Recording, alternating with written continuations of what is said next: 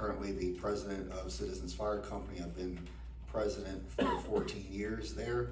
I've been a member for a long time.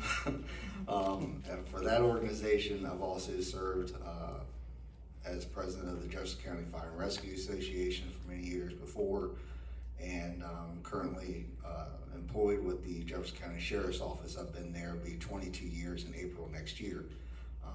So I've grown up in this county, seen the growth, have volunteered both fire, EMT, and as well on the law enforcement side. So again, I just look forward to fielding questions as everyone else is sitting up here, and hopefully we can answer the best way we can. I don't think I need it. Actually, I'm going to keep my voice up pretty well. Thank the panelists very much. This is a big decision that evidently is well on the way to being finalized.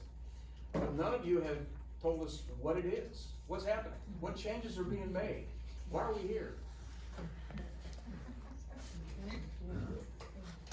So I'm gonna, I turned it off. So, okay, yeah. I'm gonna defer that to Director Berner over here. He has actually the plan of how this is gonna roll out and what it's gonna look like. So, Bob?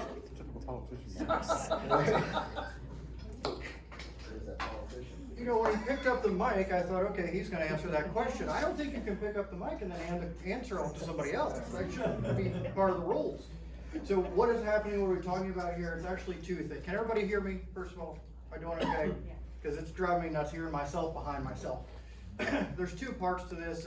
One part is the commission decided after a presentation on February 17th by Fitch, which had a number of alternatives in there for trying to create efficiencies in EMS, but all those alternatives were different ways to do the same thing, which is for the county to own and operate the ambulances. The way we currently operate is each of the 7 volunteer fire departments, they own their buildings, they own the ambulances, they operate those ambulances under their own individual EMS licenses, and we, the ESA, provides staffing to those stations to run on those ambulances and on the fire trucks as needed. I think the issue, and the folks to the right of me will have to speak to this, but it was apparent to me from the meetings and the discussions and whatever, is that there's billing that goes on for the ambulance transports, and I believe the commission felt like with that billing coming to the commission, they would be able to fund the system better. Any of you that have paid attention, and I know all of you have over the last few years, there's always more things than there are money. It sounds like my budget at home. There's always more month left over at the end of the money, and you have to make decisions. So that is the one thing. That's the first thing. That was Fitch's, what happened with the Fitch study, and Commissioner Tabb and Mr. Nissel can explain to you how they got from February 17th with Fitch through to the decisions that were made to make that happen. And that's what my agency has been tasked with, is taking us from where we are now to executing all the steps that need to happen, so that at the end of the transition, the county commission will own and operate all the 911 ambulances in the county and provide the staff. That's really what's changing, is the ambulance ownership and who gets the billing revenue. That's the major change of it all. Alongside it, and I will have to have Commissioner I knew Commissioner Jane wasn't right. Yeah, I have many people in my circle have affectionately referred to her as Miss Jane for so many years that it just comes out. But anyway, the next change that's being pursued is converting the agency from component agency of county government with its own board organized under Senate Bill 224 to a county department such as the zoning department or fleet and facilities or what have you. And that, as Mr. Nissel said, his staff is working on that. Did that answer you? Can I make Of course. one more comment? Where I came about as a commissioner responsibility is managing the county budget. Speak louder, please. One of the primary responsibilities as a commissioner is to create a balanced budget with your tax money. And we are constitutionally required to fund all elected officials adequately. So that puts the onus on us to be responsible in that manner. And unfortunately, EMS doesn't fall under that category. I will tell you about the increasing costs over the years for the emergency services that we have tried to fund to the fullest extent possible, while also funding all our other departments. In the past 7 years, total funding to emergency services, now this includes ESA and volunteer fire departments, has increased an average of 9% every year. Now that's a lot. We are the only county in the state that operates emergency services as we are currently doing. In most counties, it's an ambulance service, an ambulance authority, and a fire board. You all are paying an ambulance fee, which I know you're well aware of, because those were due recently. That generates about $1 million, and it all goes to fund personnel and their equipment at ESA.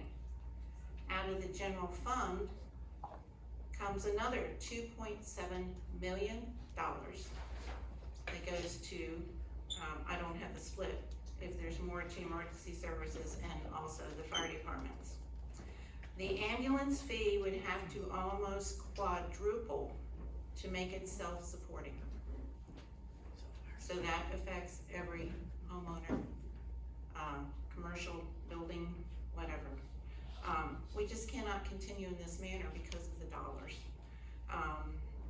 And we want to provide the best service we can to our citizens and fulfill our constitutional duty of adequately funding all our offices.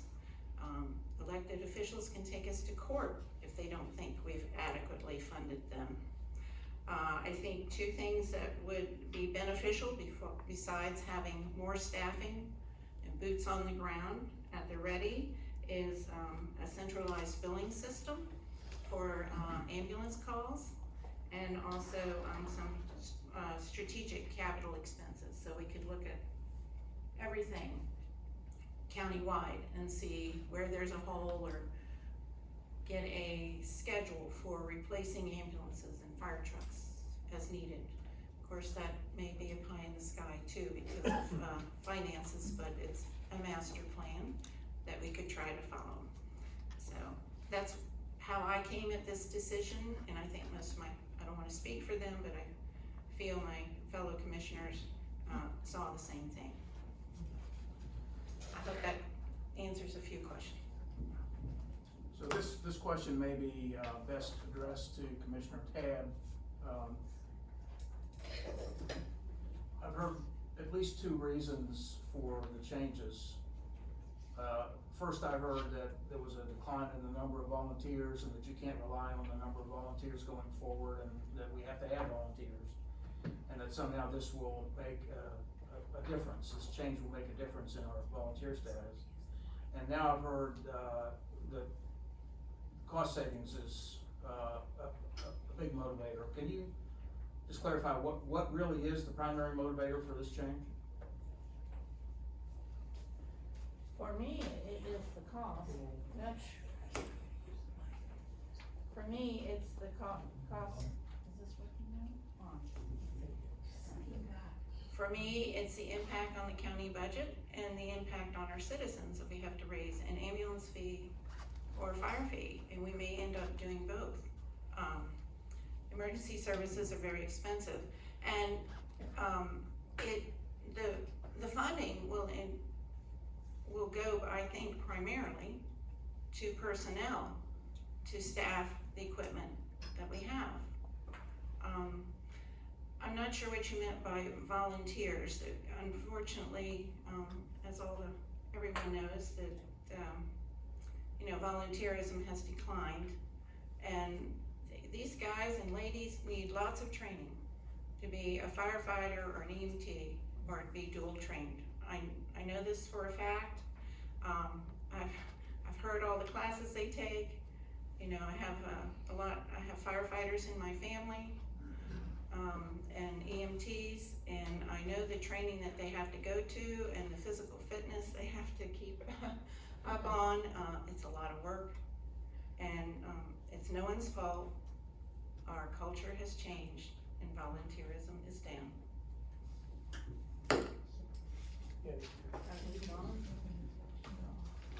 So I want to just reflect a little bit about what Commissioner Tabb said.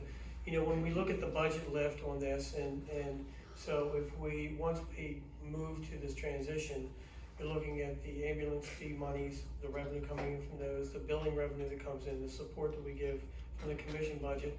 So this will probably be about a $7 million budget lift once it's all said and done. And that $7 million accounts for about a quarter of the operating budget that the county has right now. So moving into a departmental level, because it's such a big budget lift, I think is key to its success. Commissioner Tabb, you're correct. The diminishing number of volunteers, not only across the state, but across the nation is very evident. And we don't see that coming back. And one of the things I think I want to dispel a rumor that, or just state a fact, that when you hear a siren going off during times of the day where there's very, very few volunteers, and it's a fire call, it's the ESA folks, because they're dual trained, are going out on those fire calls. So a lot of times when you hear something going off, you'll hear an alarm going off, and you'll see emergency vehicles going out. You'll see one person on an ambulance, and you'll see one person on a fire truck. And so because we're dual trained, we are fighting fires as well as performing our EMT duties. So I just want to make sure everybody's aware of that that's kind of what's happening. We, during non-peak hours, when volunteerism is so low, there's really no one to get on those fire apparatuses all the time. So we rely on the ESA folks to do that. So just want to make sure that we have clarity on that that's something that's been occurring. So this entire plan, we feel, moving forward is really a precursor to career firefighting in Jefferson County. With the amount of growth that we have right now, and the expected growth that we're gonna have, and the diminishing supply of volunteers, a change has to be made. We've got to look at that business model moving forward and try to understand how we are gonna fight fires in Jefferson County with the diminishing amount of volunteers we have. Anybody else? How about the fire department? Push it on.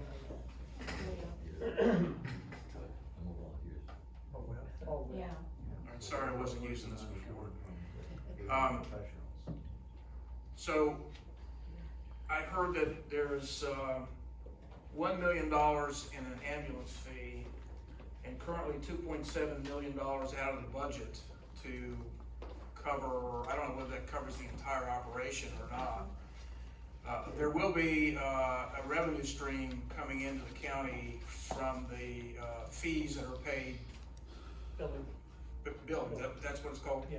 All right, so what total amount of money do you feel is gonna be necessary to run this operation without running a deficit?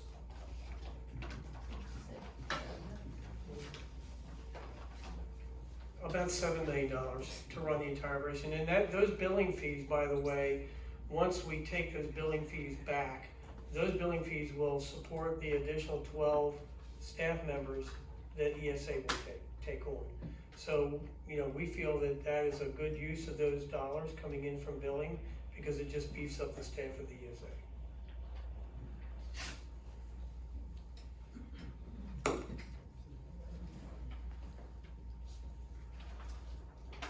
I know one of the big questions that people around the county have relates to response times. And I actually read the FISH report. I don't know how many people have done that, but it was quite interesting. And I may have it wrong, but I believe that there are two basic numbers that we're dealing with. One is a baseline and one is a target response time. The target response time is a shorter period of time than the baseline. And am I correct that the baseline response time is longer under this proposed system than the average response time that we now have? Yeah, I can do my best to answer that, and I was not involved in, sorry, I was not, I'm gonna move to the side, that drives me nuts. I feel like somebody's behind me, it's me behind me, and we'll have a little out-of-body experience. I wasn't involved with the assembly of the Finch report or the presentation of it, but as I read it, like you did, and the look on your face when you said there's a baseline and a target, and it seemed like they were backward, almost, when you read those. In that study, they proposed several different alternatives, and they looked at a 15-minute 90% response time and a 10-minute 90% response time, and that was based on using certain locations and number of units in those two models. Now, what we've developed outside of that, it really doesn't fit any of the Fitch models. They had, I can't remember them all, but they had a 2-location, 4-unit, and a 3-location, and they had several different variations of how many locations there would be and how many units there would be at each.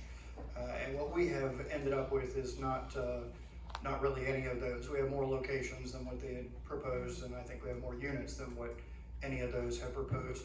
One distinction that I can tell you in the response time, you can't compare an average response time to a 90th percentile response time. The difference being that when you're looking at a 90th percentile, you're saying that you do something in this amount of time 90% of the time. So if we say the response time is 10 minutes at the 90th percentile, you're saying that you're getting to 90% in 10 minutes or less. If you say that your average response time is 10 minutes, you're saying that you do better than that half the time, 10 minutes or less, but you're saying that half the time it's more than 10 minutes. How much more? It could be anything. It could be 11 minutes, it could be 237 minutes. So we just need to be careful in comparing apples to apples on percentile versus average.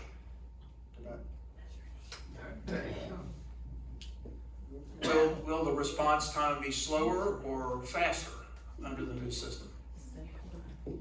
That is a very good question, and I can't give you an answer because I don't have a crystal ball. We certainly would like it to be faster. We definitely don't want it to be any slower.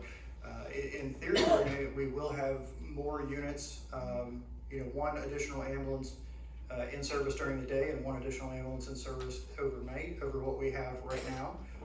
There will, however, as we're looking at it now, looking at the 4 stations that the commission has asked us to focus on, there would be one less staffed location than there is currently. So it remains to be seen. And I will say that managing those response times is going to be a dynamic thing. We can't just do something and then say this is it, this is done, it'll work. I still have concerns about some of the areas of the county that I think we need to go back and look at some more GIS modeling and some more data and understand if what the places we're looking at are the right places to be, if we have enough places. So you may know that I've been here before the commission, presented a couple of tentative plans for deployment, and I've said each time that I've presented those that they were just that, they were tentative and require further review, and even once we deploy resources, they're going to have to be continuously reevaluated. I will say, and I'm sure there's a question in here somewhere, but the Middleway area, I'm concerned about that area. It certainly is growing. That's undeniable that the building out there is going on. Their call volume is increasing, and we need to figure out the best way that we can serve the folks of Middleway. From the bottom of my heart, I care about every person in this county, whether you live here, you're visiting here, you fell out of a plane here. It's my job to make sure you're taken care of, and wherever you are. So I'm not interested in leaving any stone unturned. One of the things that we deal with in trying to figure out where to deploy resources goes back to a utilitarian philosophy of doing the most good for the most number of people. It's what we do in a mass casualty situation where there are more sick or injured people, like a plane crash or something, where it overwhelms the resources that you have, and you have to figure out how, because you can't take care of everyone right now. How are we going to use these resources to do the most good for the most number of people that we have here? You can play the extremes. You can say, well, I mean, if we had the funding, we could put an ambulance at every intersection. And I don't know how many intersections there are in Jefferson County, but there's a lot of them. And that would be great. Everyone would have a very short response time, but I think we could all agree that's cost prohibitive and probably a little too much. And then we go the other direction. We say, well, we'll find the geographic center of the county and we'll put one ambulance there and work from that. Well, neither of those two is practical, so we have to find a place in the middle. And I think that's where I don't really want to say disagreement, but where the debate comes in is, where is that line? Where is the right number?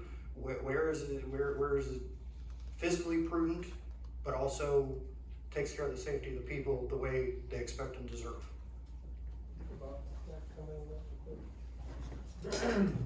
I just want to piggyback off what Bob said. When we came to the commission a couple of months ago, and Bob rolled out his plan, and we looked at the FITS plan, we listened to the fire chiefs. They had several plans they brought forward. We deferred to Bob for the plan. I said, Bob, give us the best plan you have, and that's the plan that we came up with.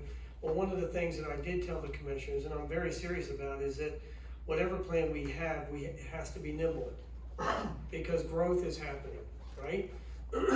If Dan Ryan plunks a big development out near Middleway or up near Bakerton, we have to be nimble enough, and this plan we have to be able to change and adjust and readjust, because growth is happening. It's happening very fast, and we want to make sure that we keep our eye on the ball with that growth and be able to keep up with that. So just want everybody to know that the plan, although we've set the plan has to be nimble.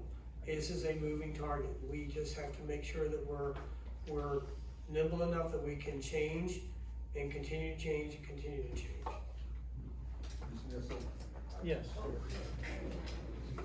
And just to clarify, because there's a couple of lists, the stations that will not be staffed under the new plan would be, and Middleway has not been staffed for a while. Middleway has been funding their own staffing through their fundraising events and their bingos. So they can actually have staffing there once county staffing left. I believe that was April or May of 2021. Is that right? Close enough, right around that time frame. And then as well as Bakerton was pulled about the same time. Harper's Ferry and Shepherdstown have been pulling the weight of splitting Bakerton up and running the calls on top of their own first two areas. The one that's also going to be not staffed station-wise would be Station 5 up on in Blue Ridge. So usually they would run out of the station at Mission Road. They would no longer be running from there. That station would not be staffed currently under the plan unless some changes or anything like that. So I just want to clarify on those positions.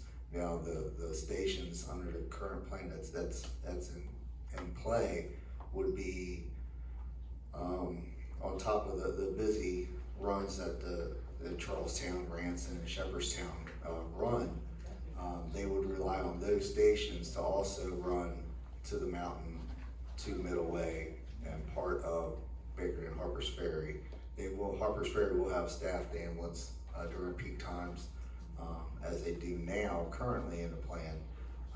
But after hours, after I think it's 6 p.m. right now, they're relying on Harper's Ferry. If they've also been paying part-time staff out of their own dime to help staff on evenings for at least a driver, but the medic from Station 2 or a medic from Station 3 in Shepherdstown would be pulled and run that ambulance call with them to have medic coverage, unless it's a BLS and they have that staffing available. which most of the time, volunteerism has gone down a lot. But if there's BLS coverage, which is a basic EMT, your paramedic is your advanced life support provider, then they are usually on the ambulance providing something unless BLS coverage is available. Usually the stations that are staffed currently, besides Station 1, which is the Harpers Ferry Station, there's currently staffed with 2 EMTs, and then the other stations, which is Blue Ridge, Citizens, Independent, Shepherdstown, they are currently staffed with 1 medic and 1 BLS or EMT 24/7. And Harpers Ferry is staffed 12 hours during the day, 6 A to 6 P currently, 7 days a week. So that kind of clarify it for everyone. What does BLS mean? Basic life support, I'm sorry ma'am. Basic life support, that's your EMTB, and then ALS is your advanced life support, that's your paramedic. There's 2 different levels. Yes. Can you tell us for each No, station? sorry. No, Uh, my question. Sorry, we have rules that we're gonna have to follow, otherwise it descends into a little bit of chaos. It's my understanding that the billing revenues currently go to the fire companies that own the ambulance, is that correct? And after the change, those billing revenues will go to the agency, whether it's a county agency or it continues to be the ESA, is that also fair? What's gonna happen to the fire companies? Where's the money gonna come from to operate those fire companies?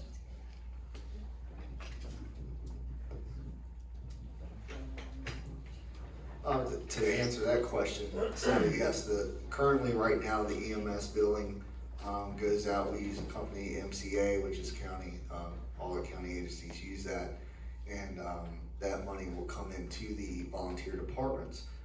The way it works now is current billing is we don't hard bill the volunteer stations. If Russ Morgan called my station and says, hey, my insurance covered this much and I know they can't cover all of it, and they'll bill for the whatever's left over to that homeowner or whoever you transported.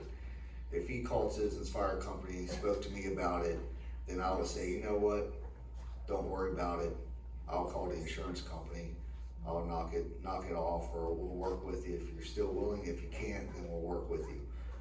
And under my understanding and on meetings that we've had, the county will not be allowed to do that because it's a government agency. They'll have to hard bill. So you will get those notices, unfortunately. And if it's a county agency, they have to do that. It's the way it works. That money that came in from the billing helped run the EMS operations for our stations. So anything associated with EMS operations as a whole, we would use that money to fund and to reimburse what we spend in supplies, maintenance of the vehicles, which was a constant with ambulances. They're the most ran apparatus out of the door. If they're running, and actually, Commissioner Tabb, I believe might be a little higher on your run rates. They're probably closer to 85% of the calls are all your EMS calls. So, or all the calls as a whole, probably closer to 85%. So they're constantly running, and it's not like your regular vehicle. They're not starting up and moving gently down the road. They're starting out the door and they're gone. So there's a lot of maintenance associated with those. There's also the licensures that we have to keep up with, not only for providers through insurance, but also through the state, that we have to have certain licensures through the DEA licensures, the licensures for the actual apparatus itself, or the ambulances, and then you have the maintenance on the monitors, the Lucas machines, which is the ones used for cardiac arrest. They automatically do the compressions. there's a bunch of equipment on these ambulances that are maintenanced and kept on, service schedules, throughout the years, and those maintenance agreements have to be renewed, and they, of course, are not inexpensive when it comes to that. So on top of, you know, the supply ordering and keeping up with that cost as well. I can speak for citizens, the average EMS, monthly bills for just supplies, that's your IV sets, your bags, the Band-Aid, down to the simplest thing as a Band-Aid, or a ace bandage or whatever that we may use on the calls, that roughly, you know, anywhere from $2,000 to $3,000 a month. Now, with that, part of the operation being now out of the hands of the volunteer stations, I can speak for citizens only. That was a good, when we told and we met with Mr. Nissel and other members of the ESA, that's about 70% of my budget is EMS. Now that with that cost, that's being removed now since, or once the county takes it over as a whole, which leaves us with the cost of just the day-to-day operations for fire apparatus. And fire apparatus is not cheap. It's very expensive. A brand new pumper that we put in service last year was $550,000. A ladder truck is $1 million. How do we raise that money? Years and years of saving, fundraising, managing our funds, and making them work to where we put on schedules, as the commissioner was speaking of, to do scheduling for replacements. We try to all schedule those, at least on the citizens, and I know other stations do as well, to try to manage and make sure that this county has the best equipment to serve its citizens. And I can speak on, I go around the statewide, I serve on different committees on the state association, and we are very fortunate to have what we have here in this county. All the other counties they're going under the same issues. Volunteerism is dying. And what we spoke with even before is trying to get the county to invest a little bit more into that volunteer system. Look for ways to help them build that system and work on a combination, you know, even Loudoun County and other surrounding counties do combination services, which is you know, volunteerism is a big asset to this county. I've spoken this before. We've saved this county millions each year. The basic, all volunteer companies at one point in time, with the manpower, officers, apparatus, and equipment, we save this county approximately $27 million a year. So if they actually had the staff fully, and that's why I say it is an expensive asset, you know, it's an expensive thing you have to fund. So what we'll have to do is, you know, still work, and again, I'll speak on citizens' behalf, we'll still continue to work with the county to make sure citizens are provided the best service that they can get, to recoup funds, or to make sure we still are able to function as a station and still supply the fire aspect. You know, we purchase all that equipment, we purchase the fire gear, you know, the hose, the replacement, the insurance. Insurance alone each year is roughly $60,000, and that's Citizens Fire Company. So, you know, we'll continue with the fundraising. Everybody loves Pancake Day, right? We have to continue with that. It'll now be weekly. No, not weekly. But you know, we'll continue to do the fundraising. You know, bingo is every Wednesday at Jefferson County. We've preached that for years. Middle Way will continue doing their fundraising. We will continue to do ours as well as everyone else to help recoup those funds. And but again, now we won't have to worry about that expense, but we also still have to make sure that our personnel is taken care of, still covered, that the fire apparatus is still going, and the stations are still in operation. to provide that service to the citizens. Fine with me.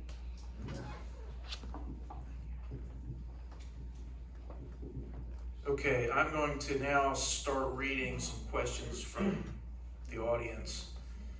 And let me apologize at the beginning because I'm gonna there are a number of questions about the same thing. And so what I'm gonna probably have to do is to try to consolidate them as best I can into one or a series of questions about the same topic. The first of those topics is the volunteers. And there's a lot of concern in this audience and elsewhere in the county about what happens to the people who have been volunteering and gaining the training that they need to have either an avocation or a vocation in emergency services and fire training. So what does the panel see as the role for volunteers in the future? How and in what way will volunteers be allowed to continue to serve in the county's ambulance service after the transition? Will employees be able to transfer between locations as needed? Those are at least three of the questions about the volunteers, and I don't know who wants to start with that, but volunteering and the future for those people is a very important issue. I know this mic's gonna get handed to me at some point, so I'll just get my part out of the way right now. So a couple of things there. One of the questions that I caught that sort of blended in, and I don't wanna lose track on it, was will people be able to transfer between locations? So I can think of two things that question might be getting at, and both are probably pretty important. One is that an ESA employee, they may be assigned to a station in Charlestown today. Typically that's gonna be their sort of steady assignment until there's a reason to change it. We like it when folks stay at the same station for a while, because they get better at understanding the apparatus that's there, the equipment that's there, the roads, the people, all those things. They just work a little smoother. Sometimes we do move people around for various reasons. But that person that's assigned to Charlestown and that's their regular assignment, yes, they can absolutely be moved somewhere else and moved around to make a better system altogether. I mean, sometimes it's as simple as you put two people together and you think they're gonna get along great and it doesn't work out that way. Or you put two people together and you think they're gonna kill each other and they become best friends. I've experienced both. So we have to, it's a dynamic thing. We have to keep moving.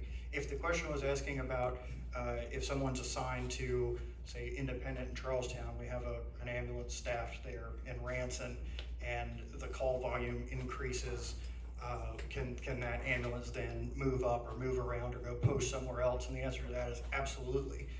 That's part of system status management, and we do that a little bit now. If all three of the paramedics on this side of the county or the center of the county end up getting tied up, our folks from Shepherdstown bring Shepherdstown's ambulance and they move up to Kearneysville and stage. That way they're not too far from Shepherdstown that they can still get back, but they can also, via Route 9, it's almost like space travel compared to, I'm sure some of you remember when Route 9 was 2 lanes and it took an hour to get to Martinsburg. So now it just feels like space travel now. But that's a good place to post them so that they can get either way that they need to go pretty quick. As far as the volunteers' role in EMS going forward, I've said since the beginning of this thing being talked about that there has to be a place for the volunteers in EMS. As the audience already pointed out, there's a lot of volunteer EMS folks that never had a desire to do this as a career. And I do want to make one distinction. The word professional gets thrown around, and as a volunteer, it still rubs me a little bit when we refer to paid people as professional, because that implies that the volunteers are unprofessional, and it's not the case at all. I met very, very many professional volunteers, and I don't mean actually Denny Barron's a professional volunteer. You are exactly right, Bob. You get what I'm saying? Okay, good. I don't want to get you in trouble. There is a place. Now, what does that look like? Oh, am I supposed to be quiet? No, keep going. I did not imagine I'd go over time. I don't want to talk at all. what will it look like? I don't really know what that looks like with we've got to work that out still with the departments. I know, like right now, Bakerton is piloting a rapid response deal where even though they have gone out of the ambulance business, they wanted to pilot a program where they had a vehicle that had some supplies on it that their company could get alerted when there's an ambulance call. And if they had someone available, they're close by, they, in theory, if they're in Bakerton and there's a call in Bakerton, they'd be there quicker than us, so they could get there first and do the things that mattered right now, like CPR and, stopping bleeding and that sort of stuff. So we need to see how that's going, if any of the other departments are interested in doing something like that. As far as riding the ambulances, I don't see why that would be an issue. I mean, if we're gonna ride the volunteers' fire engines, why can't they ride our ambulances? We've been riding their ambulances all along, so we're gonna all of a sudden say, no, you can't ride them. I don't know how the exact details are gonna work out. We have to do these MOU things, but my goal would be to see a big old welcome to the volunteers in whatever capacity we can have them.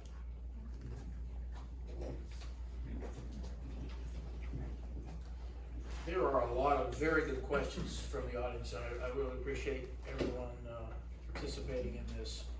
But one series of them deals with financing, and so I'm going to try to put them together in a way that it makes a little sense and maybe it's somewhat easier to answer than if I read everyone individually. You're getting federal money from one of these big spending programs. I forget the acronym for it. ARPA, and that's for capital spending, right? For buying the machinery. That's what you're using it for. It can be used for various things, for purchasing equipment and personnel, software programs. All right. And yeah. And so you're expecting to use it for all sorts of different things to support this mission. That's correct. What happens when the money runs out? So when Here, we need the mic. You can't answer it without. And that's a great question, and we actually set aside $5 million of ARPA money to run this program, and ARPA money couldn't come in at a better time, because when you make this transition, it costs money. And I think if we didn't have ARPA money, and let me be real clear on that, this transition would probably take years, a lot longer. Because with ARPA money, we had the availability to purchase ambulances, purchase the supplies, purchase the equipment that goes into the ambulances, and we brokered deals with all the fire companies, the fire chiefs. We felt like we came to pretty good agreements on that. Absolutely. So we feel good about that. The ARPA money will also be used to supplement the hire of 12 additional staff until the billing money begins to come in.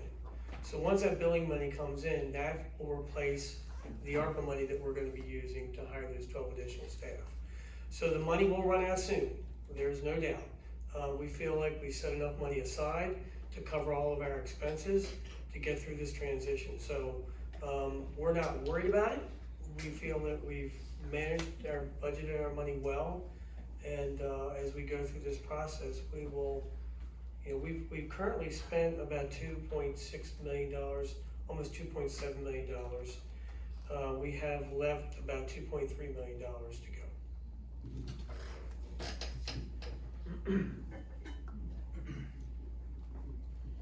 There is considerable concern in the audience and elsewhere in the county that I've heard about what happens in the locations where there are currently fire stations and ambulances on the mountain and in Middleway, and what happens to those two areas when there is no longer ambulance there? I mean, how will service change, and is there some way to soften the blow to those areas that they may feel by not having their ambulances? I know the mic's coming my way on this one, so I'll just come right on up with it. I think it's a very important and a fair question. So let's start with the mountain. There are 2 ambulances currently on the mountain. There's one that's housed at the main station on Keys Gap Road off of Chestnut Hill, and there's an ambulance that is housed at the substation on Mission Road. We have 2 people staffed to the mountain 24 hours a day. The facilities on the mountain at this time and over the last few years have not been suitable to have staffing. They do not meet the minimum requirements to put staffing in those stations and have them there 24 hours a day. As a temporary measure, several years ago, the sheriff, who owns what we call the public safety building right in front of the Blue Ridge, I don't know what it's called, the Blue Ridge Elementary School. Intermediate, I think it has a different name. It's the now. one behind it. It's Okay. the elementary school. So there's a double wide there that we refer to as the public safety building. And what we've been doing for the last few years is we've been, our staff, we've provided them with a chase car, which is an SUV with lights and sirens. They report to work at the double wide, relieve the other crew, and then when there's an ambulance call, they get in that SUV and they drive to one or the other stations. They park the SUV, they get out, they go open the doors, they get into the ambulance, they open the bay door, they pull out, they close it, they get back on the road, and they're now responding in an ambulance. The time that it takes to do that from the public safety building to the substation and to get you up to speed, the difference between that and responding in an ambulance from Station 2 citizens is negligible. Seconds or less. In some cases, you'll even be quicker because even they're coming from a little farther away on Citizens Way, you're hitting the ground running in the ambulance. You need to respond, and you don't have to stop and do a vehicle swap. Now, we certainly hope that we can get to a point where we have a really in the double wide. It's a temporary situation. I don't. It's not a good long-term thing. We cannot have more than 2 people in there at a time.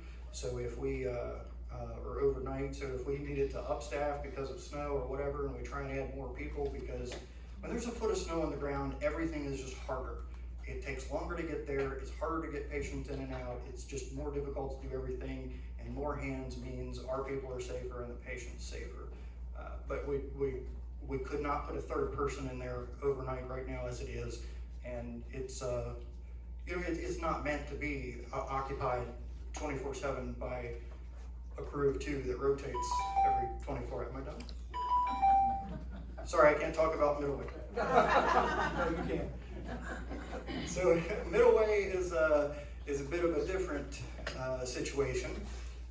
What you have in middleweight currently, well, let me go back a year. Up until July 2021, for the years prior to that, we had 1 ESA staff person assigned there 8 hours a day.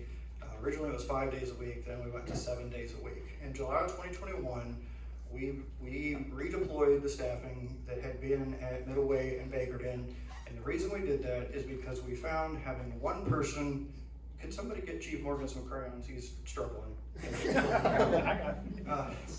Having 1 person respond from, at that time we had 1 person assigned to Friendship and Harpers Ferry, we had 1 person assigned to Bakerton, we had 1 person assigned to Middleway, and so what you had there is they had to wait before they could respond. So they were the protocol here in Jefferson County is they wait until response check unless it's a high acuity call. So they're waiting 5 minutes for it to see if a volunteer came in. So they're responding late as it is. Then after they respond, they're by themselves. They're 1 person. So that's not exactly safe in an ambulance or a fire truck to have 1 person driving in a way that I would say is not necessarily defensive, but perhaps more offensive. Running sirens in a very heavy, big vehicle, controlling sirens and lights, dodging through intersections, paying attention to the radio, looking at the computer, figuring out what they're gonna do, and they're by themselves. Then when they get there to the scene, I don't know if you all see the kind of news that gets my attention, but there have been situations all over this country in recent years where people have called the fire department, they show up, and it's an ambush. They're there to get shot because we look, they just associate us all with law enforcement. The one I believe was a fire in an apartment building. It was an elderly male that had set the fire, called, and then attacked the first responders when they came in. We've seen the same thing with medical calls. So it's not a safe place for us, and we believe that safety does come in numbers. I mean, 2 people can get shot and killed just as well as 1 person can, but at least you got a 50% better chance that somebody will be able to call for some help. Anyway, due to those safety issues and the fact that you're there by yourself, there's not as much you can do for a patient as if you know, they can't transport them to the hospital, they have to wait. So that's why we moved, and we ended up with staffing only in pairs of 2 wherever we staff, so that we have a full crew that can do the job that they need to do. When we did that last July, Middleway, as President Fletcher said, Middleway hired their own person, a driver, to be there. They started out with, I think, 12 hours a day, and then they immediately upped it to 24 hours a day. And what that allowed for them was that the unit is able to at least respond. It responds with a driver. Sometimes it's an EMT, sometimes it's a paramedic, sometimes it's just someone who literally is qualified to drive the ambulance but not render care. And they go to the scene. If they're a provider, they go to the scene and begin care. If it's a driver that's not qualified to render care, they stage, but in either case, the paramedic or EMT from Independent and Ranson comes to the scene, and once they make up a crew, then they can transport the patient. So at this time, what we would expect to see right now, nothing changes. It would be that Independent, Shepherdstown in some cases, and in some cases Citizens would be covering the Middleway area, depending on which one would get there first. Is it ideal? No, of course not. And that's why I said we got to look at it again. But do understand that the current situation is not that we have a staffed crew there. We have no one. They're providing a driver that gets their unit out, and then our people get off another unit from somewhere else and make up their crew. Thank you. Yes. And just real quick on the volunteer aspect of it, even if there's not an ambulance there, all right, so this plan goes into effect, there's no ambulance actually staffed at that station and or is no longer there. That does not prevent from that station, once that call gets dispatched, I'm sure that area station will be dispatched on the call as well. That doesn't prevent the volunteers that are trained the same way as the paid guys, just note, to get on an engine, truck, utility, what have you, and respond to that scene to assist with care and to start care. So that doesn't hinder that volunteer station to still respond with the providers that they have staffed. So if we have people at duty crews or what have you that we run as Citizens, then that doesn't prevent my people from responding to a call that we're dispatched on to assist. And also to follow up, we have been in communication. We're very adamant, as Director Berner stated, to work on an MOU, memorandum of understanding or mutual aid agreement with the county and the volunteer stations to ensure that the volunteers are there and they're wanting to run those EMS calls, because we have members that's all they want to do. They want to just do the EMS side of it. They're going to be able to get on those ambulances and assist or respond in some other way. But that does not prevent a station that does not have an ambulance to respond on an engine or whatever piece of apparatus to help assist to get something started. Will they be able to transport? No, but they'll at least be able, as long as they're able to get out the door and to at least help provide some type of care to the patient or the person that needs help until someone does get there that can transport them.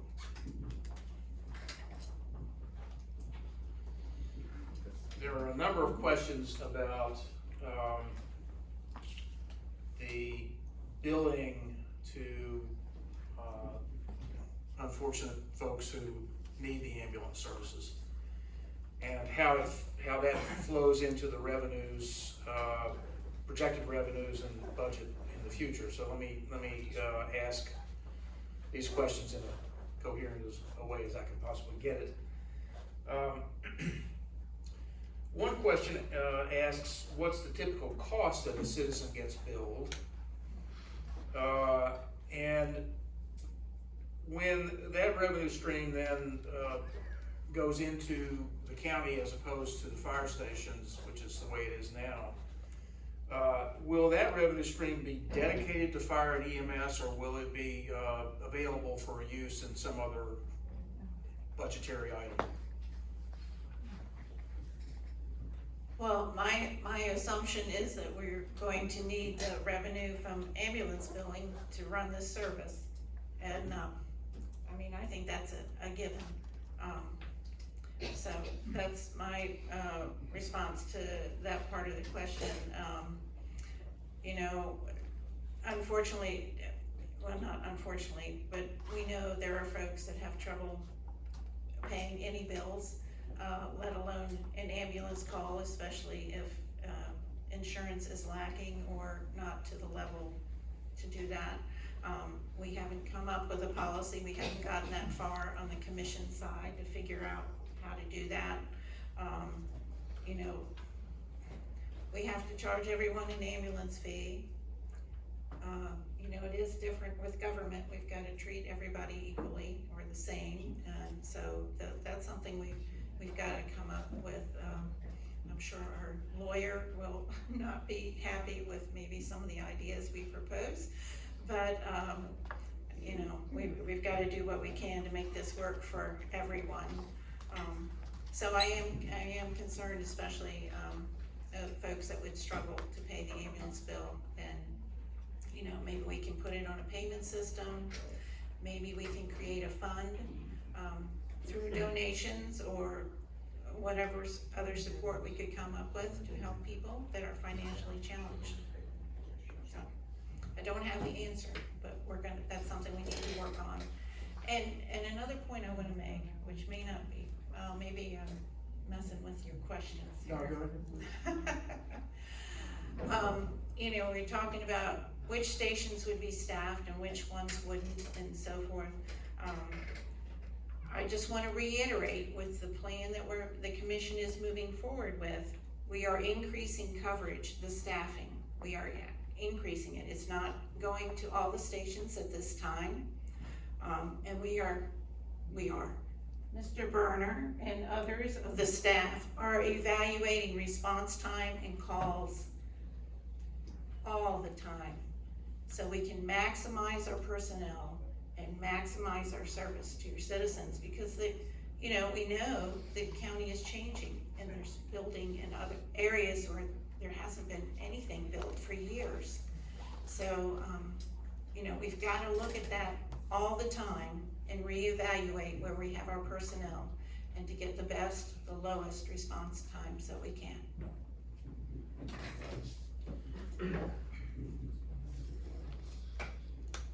There's one very interesting question having to do with response time that I want to ask, and I noticed this when I was reading the Fitch report, and it had to do with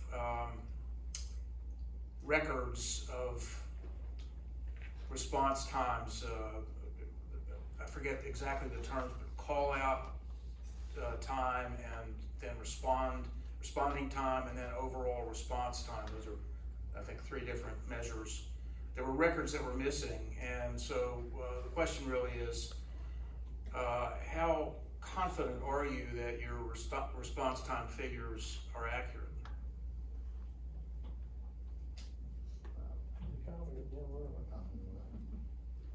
I have nothing in that. Me neither, so I can't. No, the Fitch report says that a total of 37% of records missed dispatch time, 24% missed en route time, and 31% missed arrival on scene time. That's a 911 question. Yeah. That's a communications question. That's, Just to clarify that, cause just me and Bob and other fire stations, so that Fitch report we were not involved in. They went straight to our dispatch communication center and met with them and pulled times from the system. So, and in relation to that question, that would be more towards the communication director, Mr. Bolzinski, or his staff, to give you those answers and to try to pull the reasoning why, on how that works. But there is, going back to kind of how it works, there's the person calls in, there's that time from when the dispatcher receives the call to once they go through the whole process, the 911 dispatch questions and all that stuff they have to go through, and then they'll receive the information, relay it, then it's dispatched out to the stations. Then the stations, once it's dispatched, then there's a response as marking en route, and then it goes from there to en route to on scene, to from the scene to the hospital, from the hospital to being in service.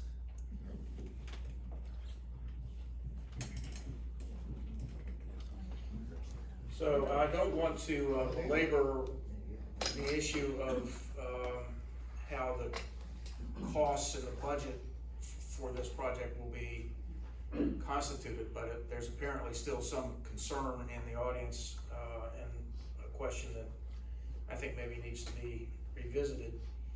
So you believe that the total budget for the operation will be around $7 million.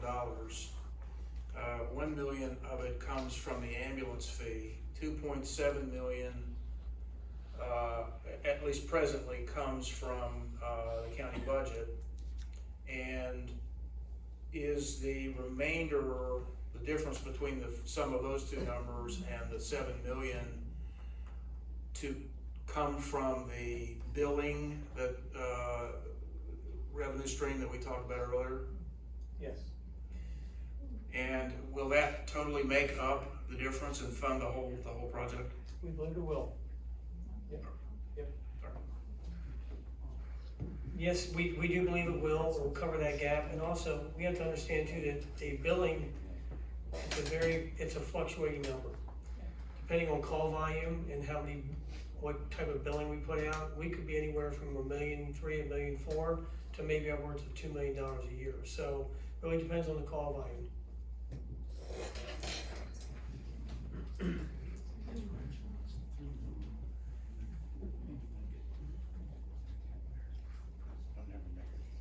All right, there are a couple of questions having to do with the firehouses and what happens to them after this change is made. First question is, who will own the firehouses and how will their maintenance be covered financially? And the second is asking you to go through each firehouse and discuss how service will change, if that's possible to do. I would just say I don't wanna own a firehouse. I think what we're looking at is right now leasing spaces for ambulances, which would hopefully benefit the fire departments with some cash for that, but it's their fire department, their building.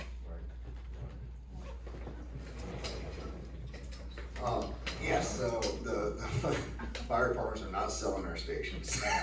Not happening. And again, that portion of services would be very expensive to take over, and Commissioner Tabb, I'm sure, is you don't want to own a fire station right now. So those will still be ran by the volunteers. It will still be overseen by the volunteers. We are working on coming up with a plan on leasing the space and working it out to where it works for everyone, every station to try to, between each department, and they'll be working with the association and individual departments on working on coming up with a plan for that. There's nothing set in stone as far as how that leasing agreement's gonna work, but there will be negotiations on that and working out something to where it's good for the stations to make sure they can still operate with the whatever additional staffing may be coming to whichever stations getting that, and the area in which they're occupying to try to offset the costs, because when people are there 24/7, of course, costs are going to go up. That's with anything. So those negotiations will come down the pike, and I know they're working on plans. Director Berners met with multiple people I know of on on trying to come up with a good plan for the volunteer stations. But the equipment, excuse me, the only thing the county will actually own are the ambulances. Everything else is owned by the volunteer stations, the fire apparatus, duty vehicles, utility vehicles, the station itself, the grounds, those are all owned by the fire stations. And President Fletcher said we could own a house plant. As long as you use the space. No, I wanna piggyback off what Chief said, President, said that we had, and Commissioner Tabb, we have no desire, want, or need to own a firehouse. It's not the business we're in. We will, negotiate leases with each one of the, 5 firehouses. Whether that is a cost sharing or a per square foot lease, we're still working those logistics out. The other thing that we're also, will be working on is an MOU, memorandum of understanding on how that relationship exists between the volunteers in that station and the paid staff. You know, we've always had a great, wonderful working relationship between ESA staff and volunteers. I think you'll agree with me. And we want to continue that moving forward. So those two are in draft. I think Mr. Berner and his leadership team will begin meeting with the different firehouses and starting to negotiate and broker those deals.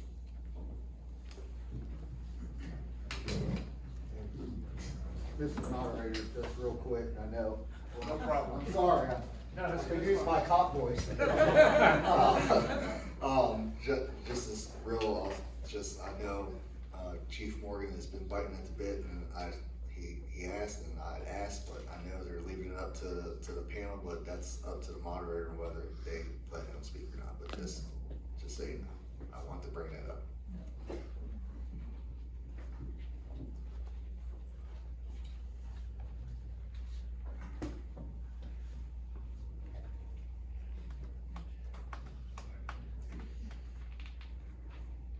Well, I have one very direct question that I think I should ask. Where are the cuts in the county budget?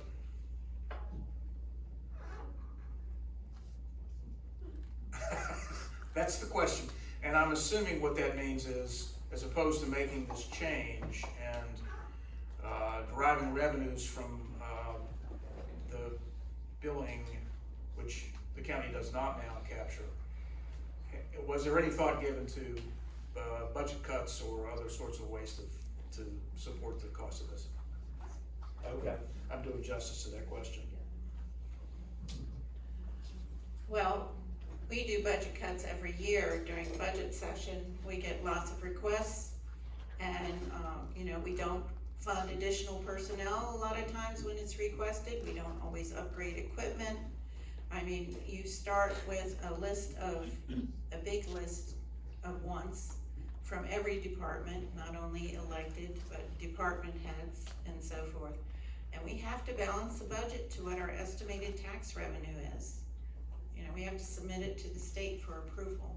So we have to make cuts, even ones we don't want to make. Me personally, there's some I have really had a hard time. And we always get requests for more staff for ESA than we can fund, or balance our budget. Cuts are made every single year, and if you really need entertainment in our board, you can tune in or attend our budget sessions. It usually takes us, I don't know, almost a month to balance that budget, and it's not always an easy task to do. It's a great question, and we are just getting ready, probably the end of October, to begin assembling next fiscal year budget. So there is a process for assembling the budget, and we, as Commissioner Tabb said, we bring every department forward. They offer up their initiatives moving forward for the next year. Everybody has wants and needs. They want more staff, and they want more capital equipment, more software lift. There's endless things that the county needs, sorely needs, to continue to operate. The commissioners look at all that, we bring that forward to them, and then they make their cuts. There will be cuts, because the budget ask is always much greater than the revenue stream, and that's not too atypical of any county budget. anywhere around. So, what that looks like, we don't know yet. We don't know yet, because we haven't assembled that budget yet, but we begin that process, probably the end of October. We'll start meeting with our different departments. And I think there was another question in there about the revenue from the ambulance billing. You know, I do think in the budget that will go directly to fund ESA services, be part of that package. I don't think there's any inclination to divert that money to another part of the budget. It will all go to emergency services. That's my opinion. And you know, Michelle's over here, so if I'm not saying this right, just give me the nod. Every year in the budget, and we've done this for the last couple of years, and I don't see this number diminishing at all. We typically give every firehouse, there's 7 of them, about $87,500 a year in budget money. So there are restrictions on what they can spend that money on. I don't see that number diminishing this year. Hasn't been talk of it, but just want to make sure we clarify that as well. One last question with respect to expenditures. There has been some discussion in the press and elsewhere about a public relations effort to explain the program. Can you tell us about that and why you think that's necessary? Okay. Well, as I said, you know, I can only speak for myself. And when you have 5 different commissioners and you're trying to explain a very, as you see tonight, complex initiative, you're gonna get, it's gonna get confusing, and it's already confusing. So I think I liked the PR piece of this. I think it makes it somewhat understandable if you don't want to get down in the weeds and understand everything we're wrestling with, but to get the big picture and how it will impact you. And commission's not taking 2 hours to decide how to make a public statement on something that we all have a little bit different approach on. So I think it's been a good move, and I hope you feel it has been beneficial if you've read the pieces. Thank you, Commissioner. Yeah, it was my suggestion to the commissioners that we hire a PR firm to manage the messaging on this project for the reasons that Commissioner Tabb said. It's a very complicated process as we move forward. There are a lot of things that have to happen, as Director Bernard can tell you, because he's managing that project moving forward. And I felt it was very important that we were extremely transparent with our constituents, our taxpayer dollars, our taxpayers here in Jefferson County, that we walk you through every step of the way. One of the things I think that when we reflect back on the Rockwell situation, there wasn't a lot of good PR around that. I think there was a lot of confusion. The message got mixed. And so this is our attempt to make sure the message that we push out there is correct, to the point, and concise. Yes. And just to go off that, I know there's a couple people involved that are in this room back when the initial starting point began with the EMS fee. Yes. I encourage everyone to stay informed. We did multiple public outings at different locations, trying to explain everything that was coming down the pike, what was needed. You know, this is why the association and the ESA board at the time wanted to move forward with this amount. This is why we picked this amount. This is what this amount's going to go towards, and this is how it's going to be spent, right? So that's the way you should go about things. And we didn't have as much of a turnout as we wanted, and there's also other things going on. So I do encourage citizens to stay on top of these things. If they put out public information through this, whichever they're using, to ask questions if you have questions. Come by your local stations and ask those folks. you know, what's going on, and I'm sure this is all one big, public relations thing that, hopefully everyone will stay in the loop in, and, you know, stay informed about what's going on. Those are all on our website, right? Yeah, so we have a Facebook page for the commission, we also have a website, we have there's a special place on the website that talks about what's going on with the ambulance program. There's an opportunity for people to comment on there as well, and as we move the project further down the line, we'll keep updating that website so people can be informed. I also wanna let folks know that if you wanna, and I'm glad you mentioned this, if you wanna stop by my office, come in and talk to me, I'd be more than happy to talk to anybody. My door is always open. If it's closed, something bad's happening. So, but typically, my door is always open. I mean, but I've got a wonderful administrative assistant, Sarada Pitts, who, if you want to reach out to her to get on my schedule, you can certainly do that if you're in town. Just stop in. I'm there most days. If I'm not, I'm out meeting staff.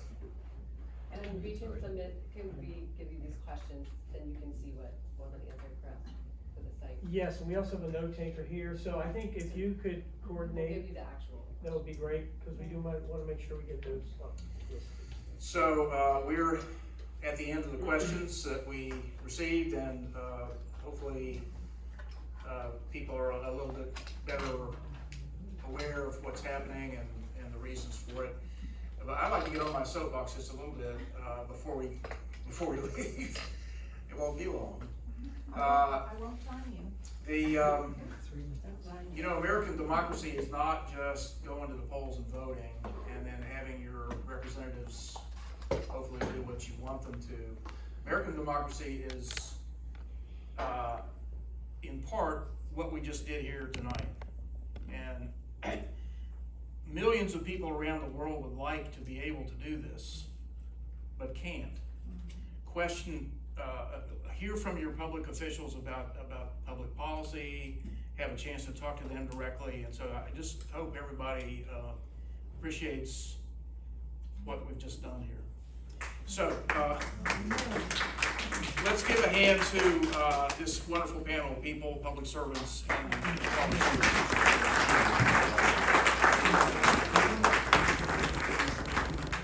Thank you very much, appreciate it.